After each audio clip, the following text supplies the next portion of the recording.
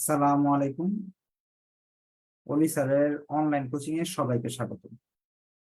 আজ আমরা cash flow অধ্যায়ের লেকচার শিটের প্রবলেম 5 করব এবং এটাই এই অধ্যায়ের শেষ আর কি অঙ্ক। এরপর একটা সলভ ক্লাস হবে, আপনারা আপনাদের সমস্যাগুলো সেই সলভ ক্লাসে রাখতে পারবেন।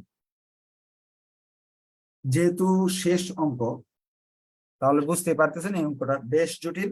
আগের 6টা ক্লাস যদি করা থাকে তাহলে বোঝার সুযোগ আছে, না হলে এই অঙ্ক বোঝার কোনো সুযোগ নাই। অর্থাৎ আপনি যে আজকে নতুন স্টুডেন্ট হয়ে থাকেন, আজকের ক্লাসটা বাদ দিয়ে দেন, বাদ দিয়ে শনিবার থেকে নতুন চ্যাপ্টার যখন শুরু হবে তখন থেকে আপনার বেস শুরু হবে, নতুন ক্লাস শুরু হবে। পুরাতনরাই শুধু এই ক্লাসটা করতে পারবে।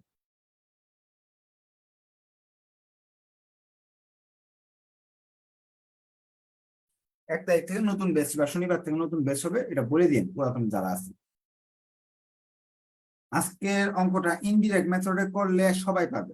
এই অঙ্কটা ইনডিরেক্ট মেথডে করলে সবাই পাবে, একেবারে সহজ, সব দেওয়া আছে, A to Z দেওয়া আছে, ডিপ্রিসিয়েশন দেওয়া আছে, নেট ইনকাম দেওয়া আছে, যা দরকার সব দেওয়া আছে। এখন আমরা এই অঙ্কটা cash flow statement under direct method. Direct method direct method আসে না, কিন্তু একবার যদি এসে যায় তাহলে তো আপনি আনসার করতে পারবেন না। যেমন এই বছর 3rd ইয়ারের স্টুডেন্টরা ডিরেক্ট মেথডের অঙ্ক আসছিল। যারা এই ক্লাসটা এরকম 5 নাম্বার অঙ্কটা আমি করাই দিই সবসময়, দেখবেন ভিডিও আছে, কিন্তু যারা করছে তারা পারছে, যারা করেনি তারা পারেনি। ডিরেক্ট মেথডে করলে আপনাকে বাড়তি 4টা ওয়ার্কিং করে নিতে হবে মিনিমাম, অনেক সময় 5টা হয়। ডিরেক্ট মেথডে অঙ্ক শুরু করি কিভাবে করতে হয়। ডিরেক্ট মেথডে করার জন্য প্রবলেম 5,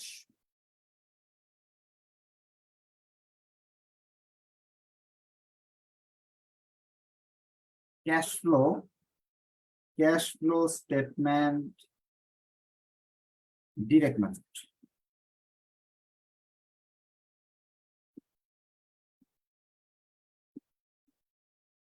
আমি আপনাদের 2টা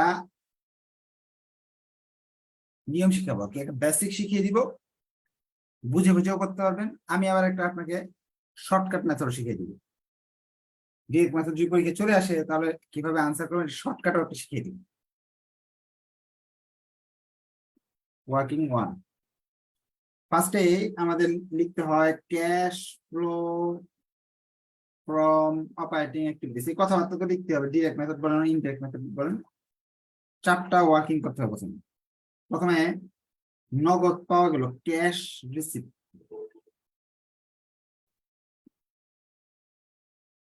ফ্রম অ্যাকাউন্ট রিসিভার বা কাস্টমার।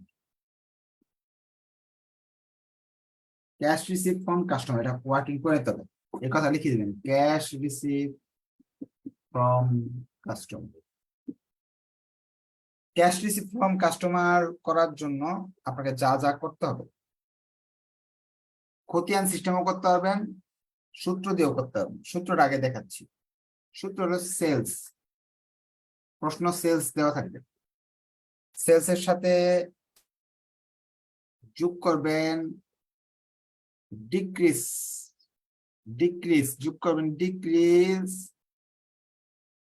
অ্যাকাউন্ট রিসিভেবল, বিয়োগ করবেন ইনক্রিজ অ্যাকাউন্ট রিসিভেবল। সূত্র দিয়ে শিখাচ্ছি, এখন পরে খতিয়ান করে শিখাবো। প্রশ্নে আমরা দেখবো খুঁজে সেলস রেভিনিউ কোথায় আছে। এই দেখেন প্রশ্নে সেলস রেভিনিউ থাকবে, ইনকাম স্টেটমেন্ট দেওয়া থাকবে, না হলে ডিরেক্ট মেথড করা যাবে না। ইনকাম স্টেটমেন্টে দেওয়া থাকবে, সেলস রেভিনিউ প্রশ্নে দেওয়া আছে। অনেক বড় একটা প্রশ্ন, 1 পৃষ্ঠার উপর প্রশ্ন হয়ে যায়। 1,75,500 টাকা সেলস রেভিনিউ। আর অ্যাকাউন্ট রিসিভেবল বাড়ছে না কমছে এটা জানতে হবে। অ্যাকাউন্ট রিসিভেবল বছরের 12 সালে আমাদের অ্যাকাউন্ট রিসিভেবল ছিল 2700 টাকা, এখন আছে 2160 টাকা। তাহলে বাড়লো না কমলো আপনারা একটু কমেন্টে লিখে দেন। কমে গেল, কমছে। তাহলে সেলস রেভিনিউ হলো ৭৫,৫০০। অ্যাকাউন্ট রিসিভেবল তো বাড়ে নাই, কমছে, কমলে ২৭০০ মাইনাস ২১৬০,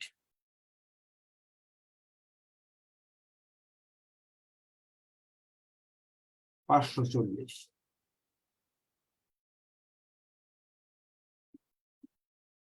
এটা এখানে বসা দিবে।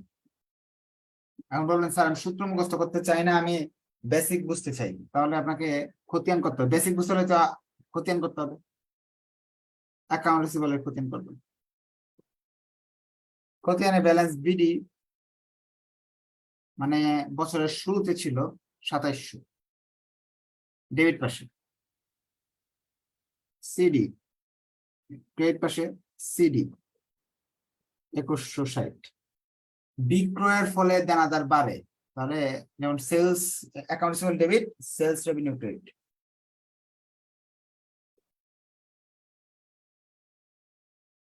টোটাল যোগ করবো, এই দুটা যোগ করলে যা আসবে মনে হয় আপনার ০০২৮17। এটা থেকে একটা বাদ দিব, ক্যাশ বেরিয়ে আসবে। এই খতিয়ান দিয়েও আপনি করতে পারবেন, অ্যাকাউন্ট রিসিভেবলের খতিয়ান করেও করা সম্ভব। এই পদ্ধতিতেও করতে পারবেন, এই পদ্ধতিতেও করতে পারবেন, মুখস্থ করেও সম্ভব। আর যদি মুখস্থ না করতে চান, এই যে এটা হলো বেসিক, এই খতিয়ান তো সবাই পারার কথা, ক্লাস 9 এর বাচ্চা পারার কথা, যে দেনাদারের খতিয়ান কি হবে। যে বিডিটা হলো,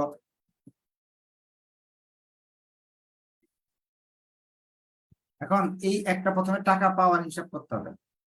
টাকা যাওয়ার হিসাব বেশি হইতে পারে, শুধু পাওয়ার হিসাব তো কম। একভাবেই টাকা পায় বিক্রি করে, যাওয়ার হিসাব অনেকগুলো হইতে পারে। টাকা অনেক কারণেই যেতে পারে। এই যে মজুদ মাল কিনতে টাকা যেতে পারে, মজুদ মালের সঙ্গে অ্যাকাউন্টস পেয়েবলের সম্পর্ক আছে। কারণ এই মজুদ মাল কিভাবে আসে, যেমন দেনাদারের সাথে বিক্রয়ের সম্পর্ক। এই দেখেন, এই অ্যাকাউন্টস পেয়েবলের সাথে কার সম্পর্ক ছিল, সেলস এর। এই ইনভেন্টরি কিনে নিয়ে আসতে হয়, এই ইনভেন্টরির সাথে পার্চেজের সম্পর্ক আছে, এবং অ্যাকাউন্টস পেয়েবলের সম্পর্ক আছে। তাহলে আমরা কি করব, এই বিষয়টা করার জন্য দুইটা বিষয় আলোচনা করতে হবে, দুইটা ওয়ার্কিং করতে হবে। ইনভেন্টরির জন্য একটা ওয়ার্কিং করতে হবে, অ্যাকাউন্টস পেয়েবলের জন্য একটা ওয়ার্কিং করতে হবে।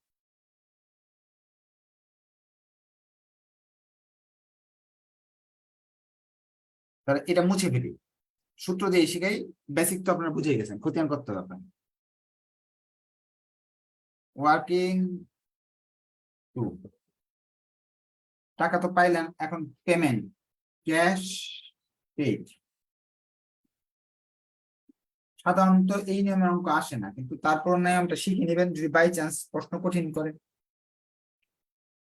টু সাপ্লায়ার, পাওনাদারকে টাকা দিচ্ছি আমরা। সাপ্লায়ারকে হিসাব করার জন্য কিভাবে হিসাব করবে, সূত্র দিয়ে। টু সাপ্লায়ার,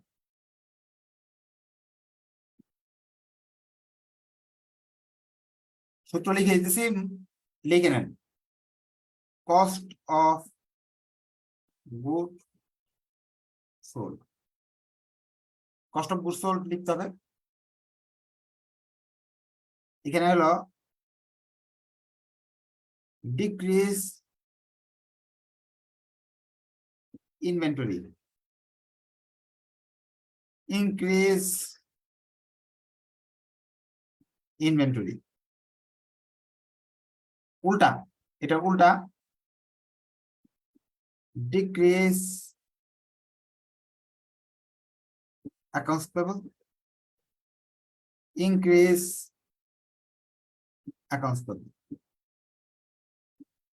এখন যদি আপনি বলেন যে স্যার আমি এইভাবে বুঝবো না, খতিয়ান করতে হবে, তার দুইটা খতিয়ান করতে হবে। একটা হলো ইনভেন্টরি খতিয়ান করবেন, এখানে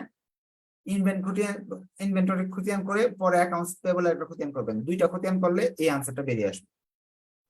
প্রশ্ন থেকে আমি অ্যাকাউন্টস পেয়েবল কে খুঁজে বের করতেছি। অ্যাকাউন্টস পেয়েবল প্রথমে sorry first cost of goods sold বের করতে হবে। Cost of goods sold 1,18,800। এখন অ্যাকাউন্টস পেয়েবলের কি অবস্থা আছে, ইনভেন্টরি কি অবস্থা আছে? ইনভেন্টরি আগে ছিল 28,800, এখন আছে 23,400, কমছে, ইনভেন্টরি কমছে। অ্যাকাউন্টস পেবল আগে ছিল 10,860, এখন 9,360, কমছে। দুইটাই কমছে, এটা বাড়ে না, একটাও কমছে। কস্ট অফ গুডস সোল্ড আমি লিখছি, কস্ট অফ গুডস সোল্ড লিখতেছি আমরা 1,18,800। ইনভেন্টরি তফাৎ, ইনভেন্টরি কমছে। ইনভেন্টরি প্রথমে ছিল 28,800, এখন আছে 23,400। 28,800 মাইনাস 23,400, তাহলে তফাৎ আসছে 4,500, 5,400। বিয়োগ হবে যে মাইনাস, আর এটা অ্যাকাউন্টস পেয়েবল ও ডিক্রিজ হয়েছে। এরা কিন্তু নাই, এগুলা না লিখলেও চলবে, প্রশ্ন কিন্তু এগুলো লিখবেন না, এগুলো লেখার প্রয়োজন নেই যেহেতু এরা নাই। কিন্তু আমি সূত্রটা লিখে দিছি আপনাকে যাতে বুঝতে পারেন, এই কথাগুলো লেখার দরকার নেই প্রশ্ন। অ্যাকাউন্টস পেবল, অ্যাকাউন্টস পেবল প্রথমে ছিল 10,800, এখন আছে 10,860 মাইনাস 9,360, 1,500 টাকা। যোগ বিয়োগ করলে 1,14,900 প্লাস 1,14,900 টাকা পাওনাদারকে আমি দিচ্ছি। এখন আমাকে এটা একটা সূত্র লিখে দিলাম, আরেকটা করতে হবে, সবসময় করতে হবে 3 নাম্বার ওয়ার্কিংটা সবসময় করতে হবে, 1 2 তো করতে হবে সবসময়। 3 নাম্বার একটা ওয়ার্কিং আছে, অপারেটিং এক্সপেন্স, পরিচালন খরচ গুলো জন্য কত টাকা গেল সেটা হিসাব করতে হবে।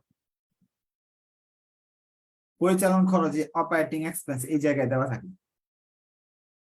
যে এটা অপারেটিং এক্সপেন্স এই জায়গায় দেওয়া থাকে। অপারেটিং এক্সপেন্সের জন্য কত টাকা খরচ গেল, অপারেটিং এক্সপেন্সের এখানে আপনার অপারেটিং এক্সপেন্স দেওয়া আছে 31,680। এই অপারেটিং এক্সপেন্স প্রশ্নে যে অপারেটিং শব্দটা আসেনি, এক্সপেন্স লেখা শুধু, অপারেটিং এক্সপেন্স 31,680। এই এক্সপেন্স রিলেটেড দুইটা জিনিস থাকে সবসময়। Operating expense 3 number working, working 3 সূত্র লিখে ফেলেন, সূত্র না হলে দুইটা জ্ঞান করতে হবে আলাদা আলাদা। Operating expense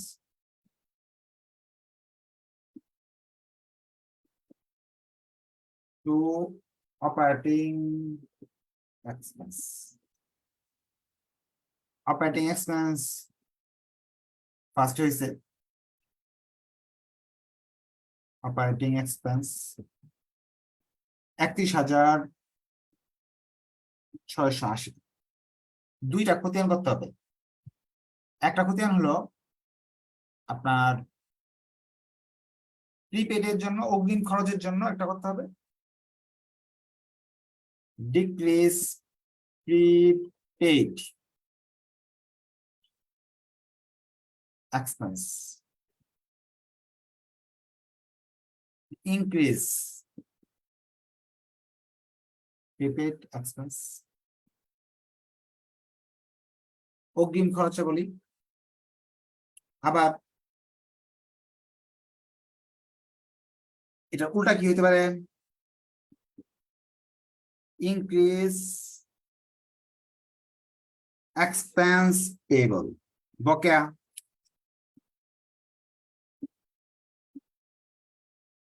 decrease expense payable. চারটা জিনিস এটার সাথে সম্পর্কযুক্ত, অগ্রিম খরচাবলী সম্পর্কযুক্ত, বকেয়া খরচাবলী সম্পর্কযুক্ত। অগ্রিম হলে ডিক্রিজ হলে মাইনাস, ইনক্রিজ হলে প্লাস, বকেয়া ইনক্রিজ হলে প্লাস, ডিক্রিজ হলে মাইনাস। যদি মনে করেন না আমি এইভাবে মুখস্থ করবো না, বেসিক দিয়ে করবো, তাহলে এটা একটা আলাদা খতিয়ান করবেন, এটা একটা আলাদা খতিয়ান করবেন। দুই খতিয়ান মিলে পরে এই অঙ্কটা করতে হবে। এই জন্য খতিয়ান করার ঝামেলা না করে আপনি কি করবেন, সূত্র মুখস্থ করে নেবেন, যেহেতু একটাই অঙ্ক। এটা কি সহজে বোঝানোর কোনো উপায় নাই, কারণ কি সূত্র কি আমি এটা ভেঙে ভেঙে বুঝাইতে পারবো আপনাকে?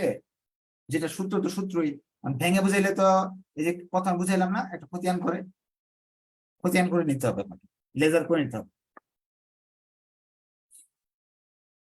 আপনার কাছে কঠিন কঠিন লাগলে এটা বাদ দিয়ে দেন, কারণ এই অঙ্কগুলা আসে অনেক কম আসে।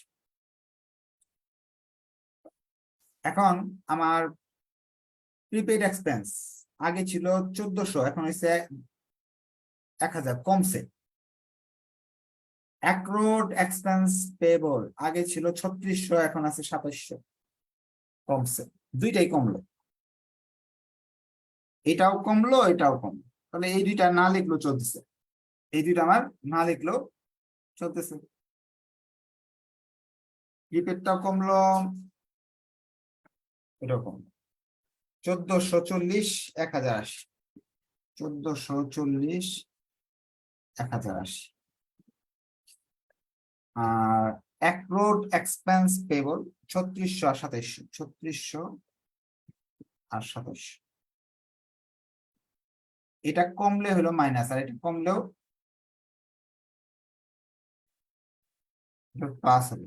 ভুল লিখছি না, এটা মাইনাস যদি হয় এটা তাহলে প্লাস হবে। প্রিপেড এক্সপেন্স যদি ডিক্রিজ হয় তাহলে মাইনাস হবে, আর প্রিপেড এক্সপেন্স যদি এক্সপেন্স পেবল যদি কমে ডিক্রিজ হয় তাহলে প্লাস হবে। সূত্র কি এইভাবে লিখে দিছিলাম, আমি প্লাসটা ভুল লিখছিলাম নাকি? আচ্ছা, আবার লিখিয়ে দিছি। Increase prepaid plus increase payable minus, এটা হলো সূত্র। সেই হিসাবে টাকা আসতেছে হলো 360, এখানে টাকা আসতেছে 360 মাইনাস 360, এটা থেকে বাদ দিলে তফাৎ থাকতেছে হলো 900 প্লাস 900, যোগ বিয়োগ করলাম 32,220 টাকা, 32,220 টাকা। প্রিপেড এক্সপেন্সের এই যে কি, সরি, অপারেটিং এক্সপেন্সের সূত্র হলো এটা। অপারেটিং এক্সপেন্স খুঁজে বের করবেন প্রশ্ন থেকে। প্রিপেইড এক্সপেন্স বাড়লো নাকি কমলো, বাড়লে যোগ করবেন, কমলে বিয়োগ করবেন, 2 বছরের তফাৎ। এক্সপেন্স পেবল বা ডিউ অ্যাক্রোড থাকে, যদি কোনো বকেয়া খরচাবলী থাকে, সেটা বাড়লে বিয়োগ, কমলে যোগ, 2টা বছরের তফাৎটা যোগ বিয়োগ করে দেখাবেন। সূত্রটা মুখস্থ করতে হবে আপনাকে,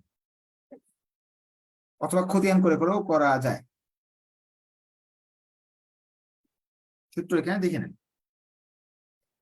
বাংলায় লিখে নেন, দেখবেন এই সূত্র আলোকে আপনি সব অঙ্ক করতে পারতেছেন। আচ্ছা, এছাড়াও আরো একটা কারণে খরচ হয়, এই যে ইনকাম ট্যাক্স। ধরেন এই যে এই ছকের ভিতরে সবগুলো আছে খরচগুলো, যে ইনকাম ট্যাক্স পেয়েবল এটা আছে, এটা যদি না থাকে তাহলে করতে হবে না আপনার। প্রশ্নে এই জায়গাও আছে ইনকাম ট্যাক্স, ইনকাম ট্যাক্স এখানেও আছে, এই ইনকাম ট্যাক্সটা আপনাকে লিখতে হবে, এটার জন্য টাকা গেছে।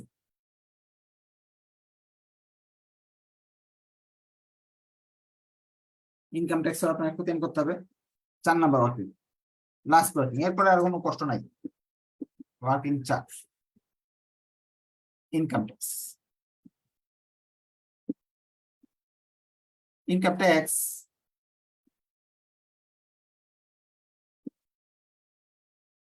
এক্সপেন্স লিখবেন, এটার সঙ্গে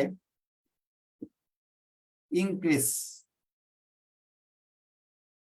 ইনক্রিজ পেয়েবল যোগ ডিক্রিজ পেয়েবল, ইনক্রিজ পেয়েবল বিয়োগ ডিক্রিজ পেয়েবল যোগ।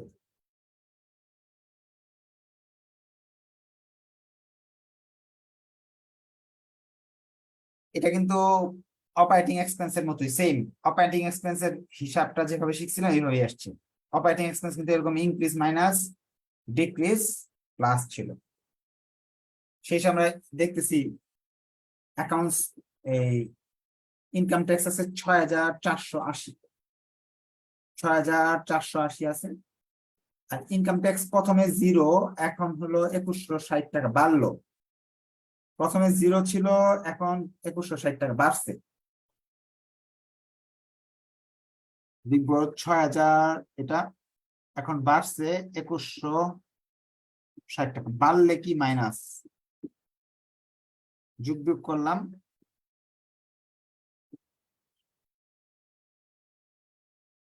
এখানে আমরা একটা শিখতে পারলাম যে এটা সূত্র সেম, এটার জন্য আলাদা সূত্র শিখতে হয়নি, এই সূত্রটার মতোই এটার সূত্র।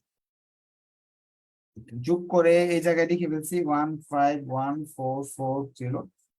এটা থাকে, এটা বাদ দিলাম 24,600। Net cash by net cash provided by operating activities. আপনি যদি এই নিয়ম না করেন, ইনডিরেক্ট মেথডে করতে নিয়ম কটা, এই আনসারটাই আসবে সবসময়। ডিরেক্ট মেথড ইনডিরেক্ট মেথডের উত্তর সেম হবে যেভাবে আপনি করেন। কারো কোয়েশ্চেন থাকলে হাত উঠিয়ে কোয়েশ্চেন করতে পারেন। বলেন কি কোয়েশ্চেন, বলেন, প্রশ্ন বলেন। আর এখানে কি নিট ইনকামের কোনো কাজ নাই? না, নিট ইনকামের কাজ তো ইনডিরেক্ট মেথডে, এই মেথডে না। এখানে বলতেছি আমরা সরাসরি টাকা কয় টাকা আসলো কয় টাকা গেল সেটাই আচ্ছা, কাজ করতেছি। আর আগের নিয়মে বলতেছিলাম যে নিট ইনকামের ভিতরে যে কোন টাকা, কত টাকা আমাদের গেল, চলে গেছে, কত টাকা আসছে সেটা হিসাব করছি। আর কোন জি কোয়েশ্চেন, জি না স্যার। অন্য কারো কোন কোয়েশ্চেন থাকলে বলতে পারেন। স্যার, খতিয়ানের যে ব্যালেন্স বিডিটা ওইটা কোন সময় ডেবিট দিতে হবে আর কোন সময় ক্রেডিট দিতে হবে? কোনটার ব্যালেন্স বিডি? খতিয়ানের যে ব্যালেন্স বিডি ওইটা কোন সময় মানে খতিয়ানের ডেবিট দিতে হবে আর কোন সময় ক্রেডিট দিতে হবে? ও আচ্ছা আচ্ছা আচ্ছা। সম্পদ হলো ডেবিট, আমরা ছোট ক্লাসে শিখে আসছি। এইগুলা যে আছে উপরে সম্পদ এবং খরচ, এগুলা ডেবিট। এই যে এখানে যেগুলো আছে এইগুলো তো সম্পদ, অ্যাসেট, এরা সবসময় ডেবিট, বিডিটা। আর সিডিটা ক্রেডিট। আর পেবল যেগুলা, এইগুলা যে আছে আয় দায়, আয় দায় হলো ব্যালেন্স বিডি ক্রেডিট। আচ্ছা, আমরা এরপরের অংশ আর কোনো ঝামেলা নাই। এরপরের অংশগুলো আমরা পারি, এগুলো শর্টকাটে এখন শিখিয়ে দিতেছি। এরপরের অংশগুলো যে অপারেটিং, আমাদের বি নাম্বার হলো cash flow from investing activities, আগের মতোই হবে। এবং ফিনান্সিয়াল অ্যাক্টিভিটিস, ফিনান্সিং অ্যাক্টিভিটিস আগের মতো হবে। হ্যাঁ, আপনি এই অঙ্কটা যদি আপনি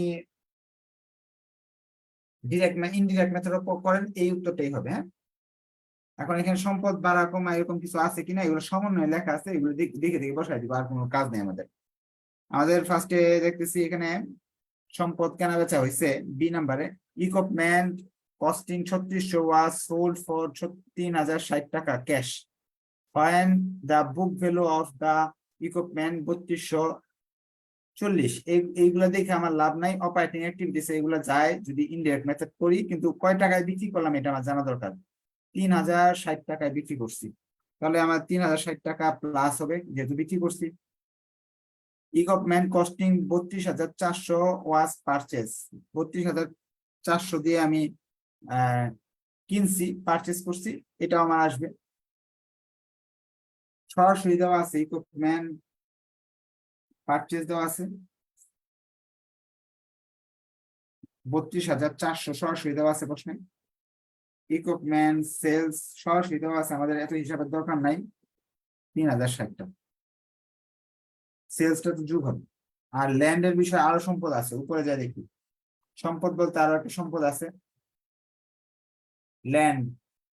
ল্যান্ড আগে ছিল 14,400, এখন হয়েছে 32,400। ল্যান্ড বাড়লো কিভাবে? নিশ্চয়ই কিনছি, কিনলে যুগ হয়, যুগ করে ফেললাম।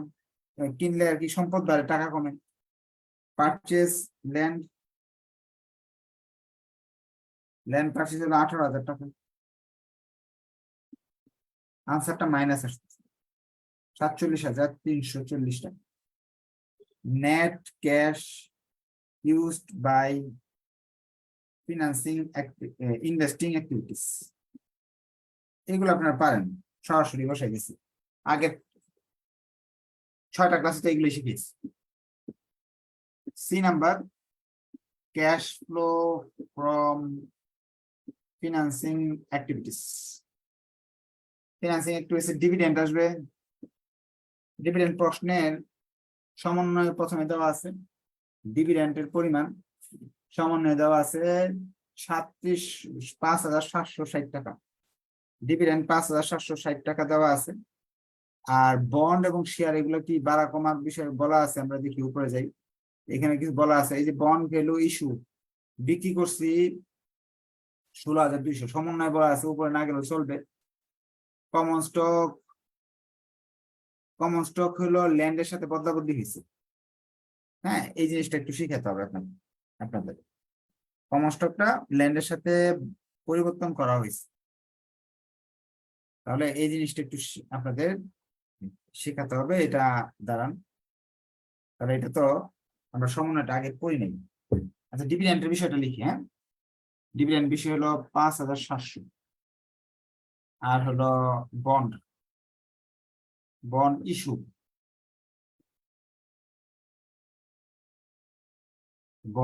হলো 16,200। এখানে একটা জিনিস মনে রাখবেন, ক্যাশ ফ্লো আমরা করতেছি নগদ টাকার আদান প্রদান, এগুলো নিয়ে, নগদ টাকার হ্রাস বৃদ্ধি নিয়ে, নগদ টাকা আসলো না গেল এরকম।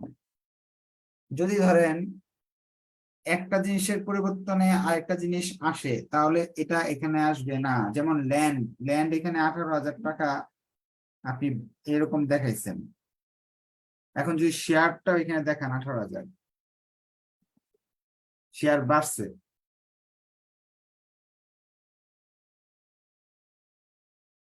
হয়ে গেল, কিন্তু এখানে মাইনাস এখানে প্লাস হয়ে গেল, অঙ্ক হয়ে যাবে, কিন্তু নীতিগত ভুল হয়ে যাবে। কারণ কি, টাকা তো এতে আসে যায় নাই, আপনাকে জিনিসের পরিবর্তন করাইছে। যেমন ধরেন শেয়ারের পরিবর্তে ল্যান্ডের পরিবর্তে শেয়ার, অর্থাৎ আপনি একটা দোকান দিচ্ছেন, ধরেন এই যে একটা দোকান কোম্পানি দিচ্ছেন, এটা তো একটা মালিকের ছিল, সে বলতেছে তোমাকে আমি এই জমিটা লিখে দিতেছি, তুমি এই কোম্পানি মালিক আমারও বানাও, শেয়ার দাও। তাহলে সে জমি দিল, বিনিময়ে শেয়ার নিল, এতে কিন্তু নগদ টাকার আদান প্রদান হয় নাই, পণ্য বিনিময়ের মতো হয়ে গেছে। তাহলে এই দুইটা আইটেম, শেয়ার এবং ল্যান্ড, কোনোটাই অঙ্কে আনা যাবে না। দুইটা মাঝে একটাও অঙ্কে আনা যাবে না। যদি এরকম বলা থাকে, প্রশ্ন এরকম বলা আছে, আমরা যাই আরেকবার। কমন স্টক 18,000 ওয়াজ ইস্যু অ্যাকোয়ার্ড ল্যান্ড, অর্থাৎ জমি অর্জনের জন্য এই কমন স্টকটা নেওয়া হয়েছে, এরকম লেখা আছে, এই জন্য এটা আসবে না। হ্যাঁ, তাহলে আমরা এখানে যুগ বিয়োগটা আপনার একটু চেঞ্জ হবে। হ্যাঁ, এখানে হবে হলো মনে হয় 29,340 হতে পারে, এখানে যুগ বিয়োগটা একটু চেঞ্জ হবে।